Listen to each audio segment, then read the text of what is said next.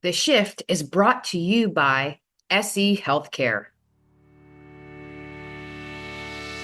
Welcome to The Shift. I'm Dr. Andrea Coyle. Welcome back to the next episode of the Shift podcast.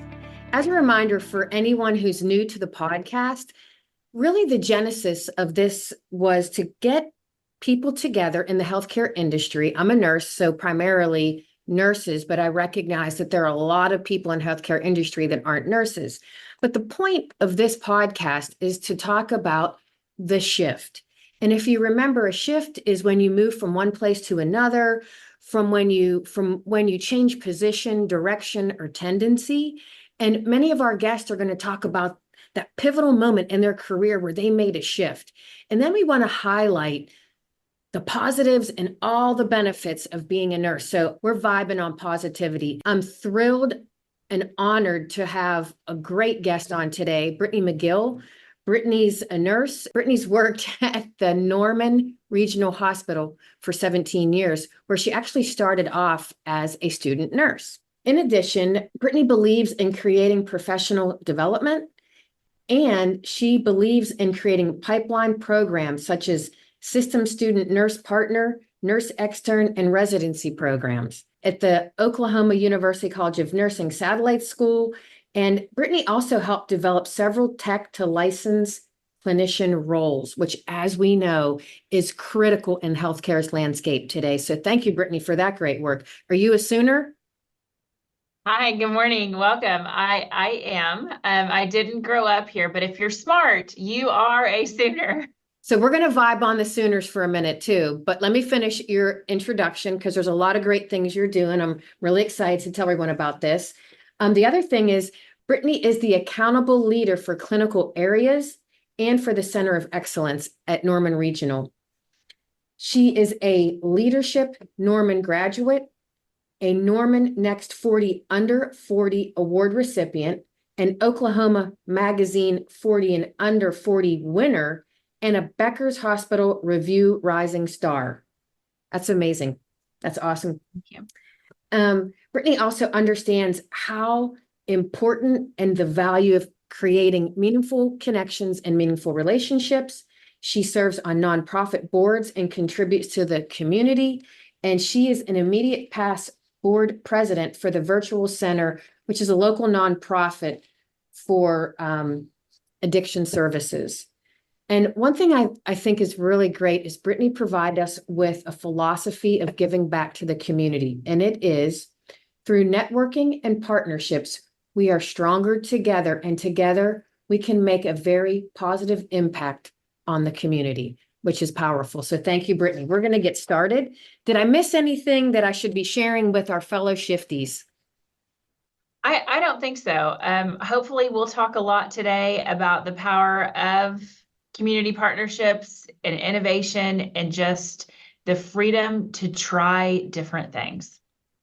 I love it. The freedom to try different things. That's what the shift is all about. And my first question is, I want you to share a moment in your career, Brittni, when you actually shifted, and you could have shifted your mindset. You could have maybe shifted your career role, like what you were doing within the healthcare system. So talk to me about a shift.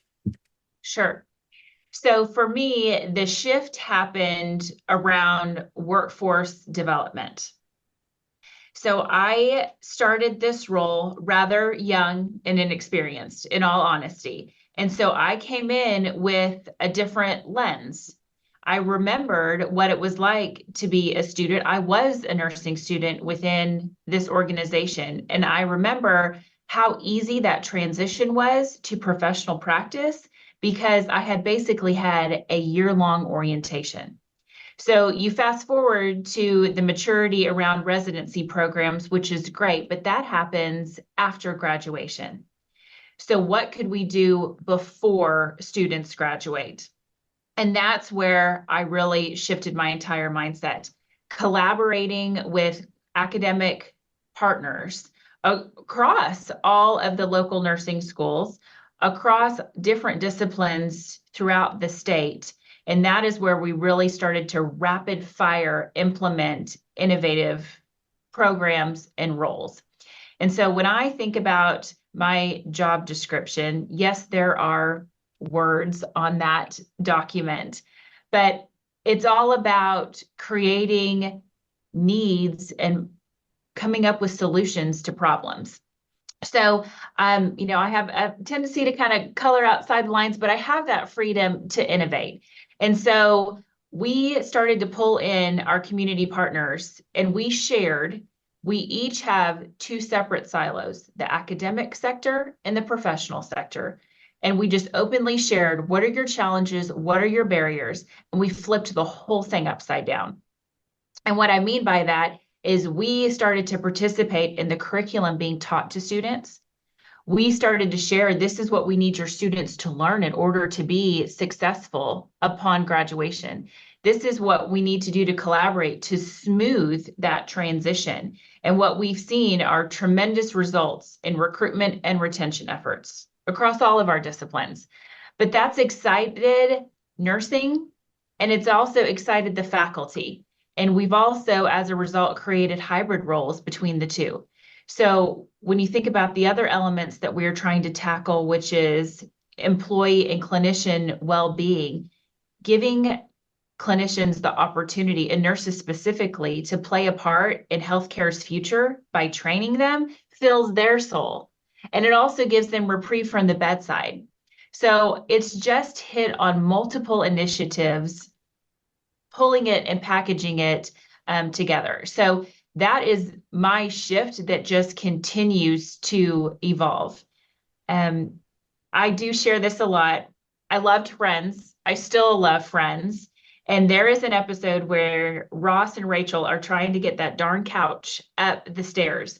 And he just keeps screaming, pivot, pivot. And that's kind of become our internal motto. We're going to start something and we are going to just keep pivoting until it gets better and better and not end, really. We can always improve. So for me, that's been kind of one of my proudest initiatives, and the shift that just keeps shifting. I love it. And I love when you say pivot, and again, shifting, pivoting, kind of the same. But for the sake of this podcast, because we chose the shift to be our name, we can't change it to pivot now because we can't have pivoters. We have to have shifties. But anyway, it's so important in healthcare, especially as nurses, to be able to think outside the box. And what I'm hearing, and just my experience collaborating with you, you are very, you think outside the box. You have this great ability to literally shift. And when you shift, you make a difference. And really, isn't that why we got into healthcare? We want to make a difference in the patients that we serve. We want to make a difference in the student nurses that are coming into the profession. And I believe nurses, through everything that you described, make the impossible possible. And that's what we do. Tell me a little bit about what your role is as the chief nurse at Norman Regional. What is your role in helping shift the profession of nursing in a way that's positive? Because, Brittni, right now we have there's negativity out there in our healthcare space. Too much with too little, more with less, geopolitical issues, the burnout. I want to change that. It's now the B word. Some people don't even like to say B word. Nurses don't want to hear, let's be resilient, because we're the grittiest, most resilient people on planet Earth. So tell me what it is how you want to shift the profession of nursing, and what's your role in that? Sure. So I am trying to be that visionary, trailblazing leader that demonstrates it can be done. But I've also learned over the years how I and our leaders collectively have to intentionally connect dots, blatantly connect dots. Otherwise, the neurons may not fire that direction, right? That this is what we're doing. We are shifting. So nurses, like you said, yes, incredibly resilient, great critical thinking skills, problem solvers through and through. And what they need is someone to remove barriers for them. They will figure out all the rest. And so what we've done over the last several years is shift and refine our professional development ladder program that gives decisions back to nurses, that gives them the autonomy to pick projects they are passionate about that impact their daily work. They know it needs to be done. We as leaders don't need to educate them on that. So by having that program and then the structure of what we call unit-based councils, which is not a new concept, but we've married those two things together and given them the opportunity to come up with solutions to problems in their daily work. And that has inspired motivation for others to hop on board and start to create team-based projects. And we've got departments collaborating across the system, and it's become bigger than just any nurse. And so I can give you a couple of examples of that specifically. So we have a very engaged vascular access team made of all nurses. And we had a challenge where when a patient needs a central line, we had several different physicians that could do that, but the process wasn't standardized. So this team, who serves on statewide committees related to their profession, they all have certification, came together and said, we would like to present to the Oklahoma Board of Nursing and ask that nurses be able to place central lines. I said, all right, I'm going to support you. I'm going to champion this, but this is what it means to gain approval throughout the organization to support that board request. And it took us about a year, but in January of this year, we did it. So here we have taken an entire frontline idea and concept, given them the support, both internally and externally, to do something that has made a significant impact on patients. And it wasn't easy, but we got a great product in the end. And so, that's what excites me. And those are the stories that, we have to tell to motivate others that it can be done. Brittni, that's a really great story. It really speaks to nursing excellence. It speaks to the shift of how you went from one way of doing it to moving it to a different way of doing it. It was a mindset shift. Just a lot of great takeaways from that story. Is burnout costing your organization its best nurses? How do you know? SE Healthcare can help. Our evidence-based approach helps nurse leaders boost retention, enhance job satisfaction, and elevate patient care quality while reducing burnout at an impressive 52%. You ready to uncover burnout's impact on your team? Visit sehealthcaresolutions.com for the free assessment today. So I have another question for you. Tell me a little bit about what Norman Regional is doing right now to address burnout. I know that you're working with SE Healthcare, which I'm the Chief Clinical and Innovation Officer there. Tell me about your vision. You said something so powerful to the SE Healthcare team, and I'm hoping you'll share it. Talk to me about your vision about bringing on SE Healthcare's Nurse Burnout Prevention Program. It's actually a burnout prevention program. You're going to take it to all of your healthcare providers. So you're going big or go home. Brittni said, I'm going big or going home. And I like that vibe. So tell me about your vision. Sure. So what we have learned and what I have learned is that this concept of burnout or resiliency, wellness, it all means something different to the individual. People's threshold for reaching that and acknowledging it is different.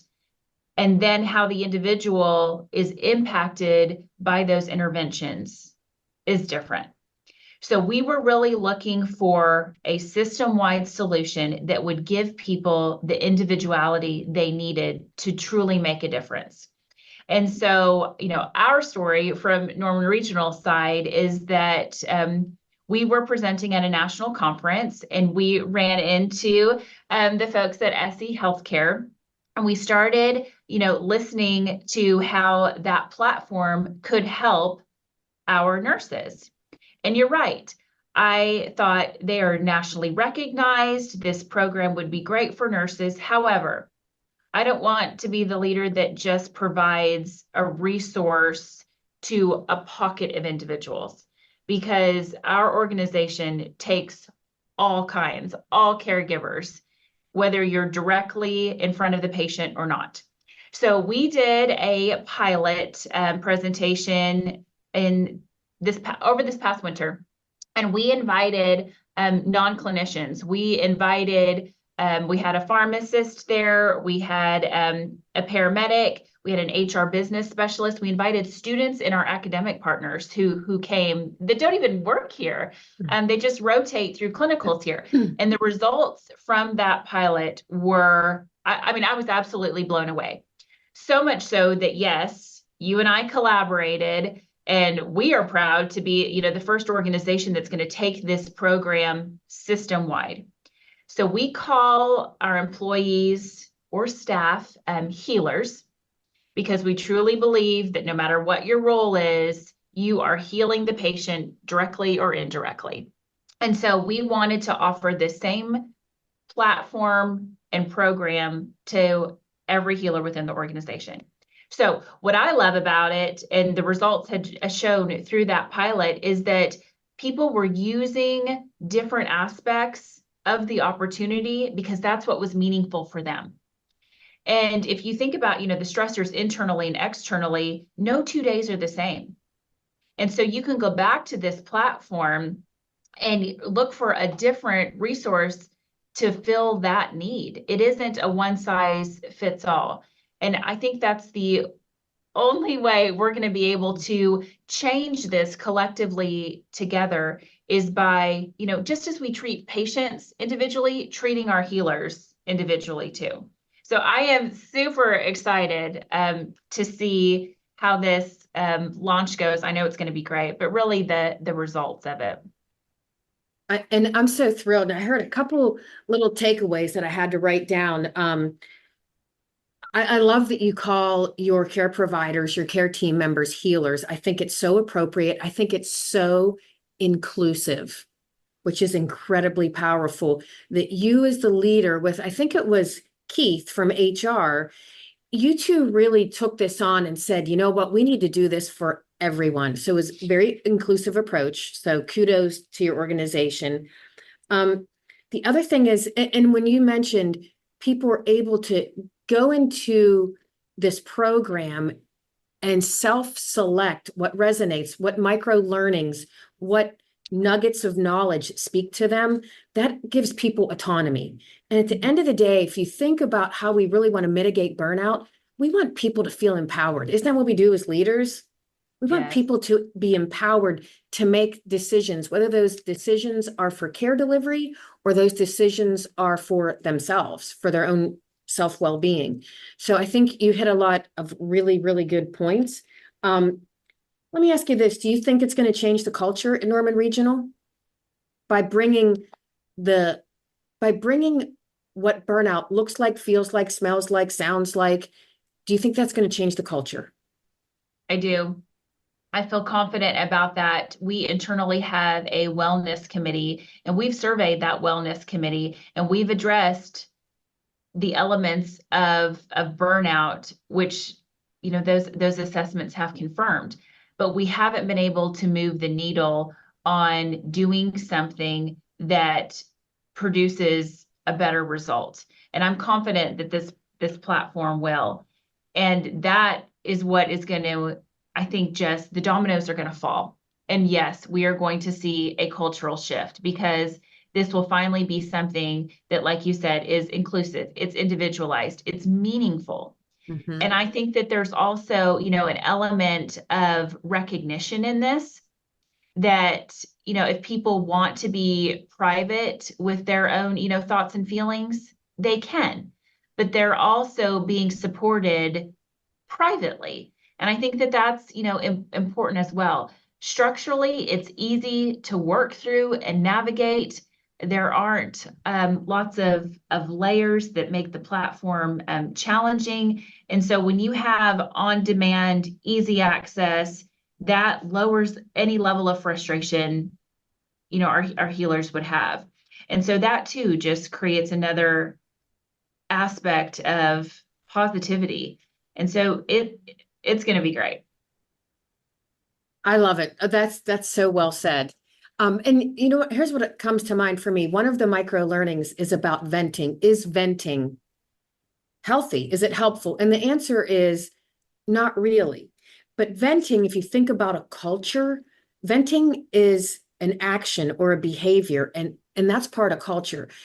Within that micro learning, if people can recognize from that micro learning that venting isn't healthy and how to talk about what your issues are, what your concerns are in a healthy way, that is one example of how slowly but surely it will change the culture.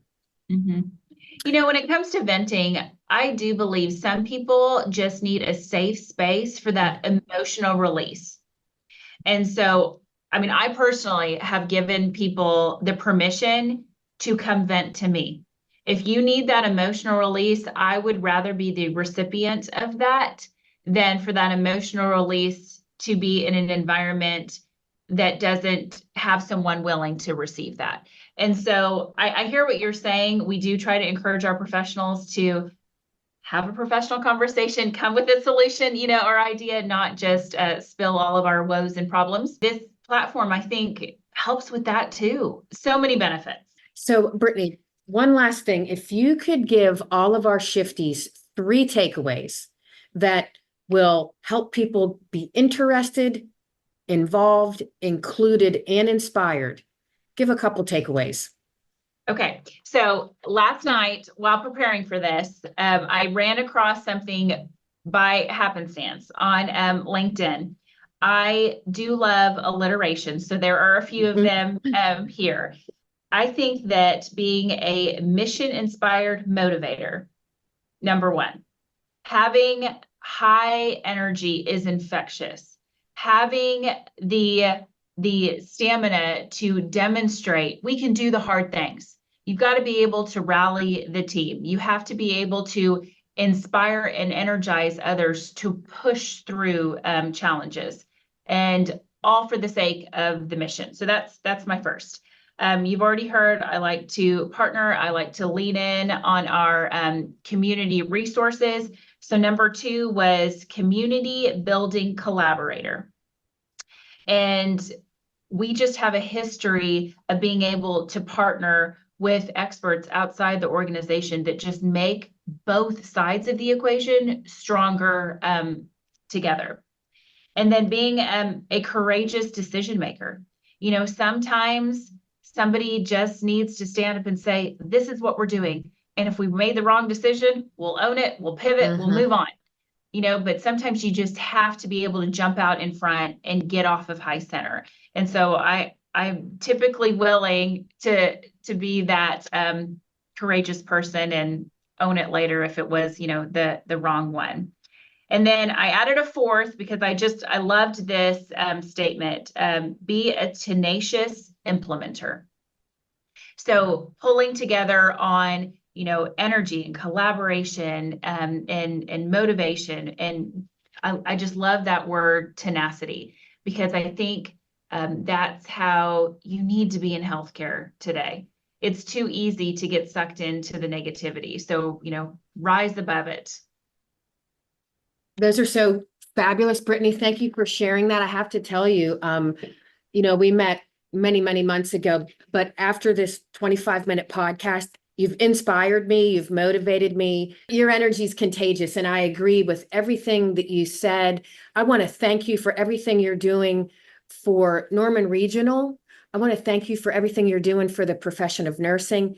Every shift that you have made makes a difference. So I want you to know that. I just want to remind all the folks that are listening to us, shifties, you have the ability to shift every single day, and your shift makes a difference. Enjoying the shift? Help us reach more nurse leaders by rating and reviewing us on your podcast app. It takes just a minute, but makes a big impact. Search for The Shift, tap those stars, and share what you love. Your feedback shapes our future episodes and helps others discover us. Remember, rate, review, and amplify The Shift today.